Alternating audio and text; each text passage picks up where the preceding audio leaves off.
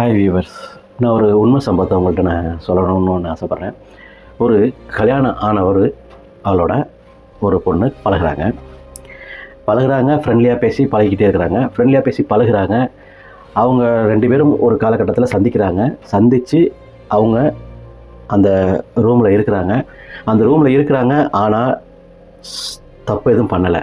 இன்னொன்று என்னென்னா, சந்தர்ப்பம் இருந்தும் அவங்க தப்பு எதுவும் பண்ணலை. அந்த பையன் அவ்வளோ ஜென்யூனாக நடந்துக்கிறாப்புல. ஆனால் திரும்பவும் அவங்க சந்திக்கிறாங்க. திரும்பவும் அதே மாதிரி ரூமில் சந்திக்கிறாங்க. ஒரு ரூம் எடுத்து ரூமில் சந்திக்கிறாங்க. திரும்பவும் அந்த பையன் அவங்கள தப்பாக செய்யலை, தப்பாகவும் நடக்கலை. ஆனால் இப்போ அவன் கெட்டவன் அப்படிங்கிறாங்க. ஏன் அப்படின்னா, சந்தர்ப்பம் இருந்தும் செய்யாத ஒரே காரணத்தினால அவன் கெட்டவன்கிறாங்க. இதுக்கு உங்களோட கமெண்ட்டை நீங்கள் சொல்லுங்கள்.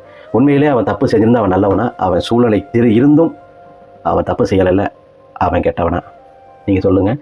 கண்டிப்பாக இதோட தொடர்ச்சி தொடர்ந்து கொண்டே வரும். இதை உங்களோட நான் பகிர்ந்து உங்கள்கிட்ட இருந்து தான் நான் முடிவுகளை கேட்க போகிறேன். ஏன் அப்படின்னா, அவன் நல்லவனா கெட்டவனா?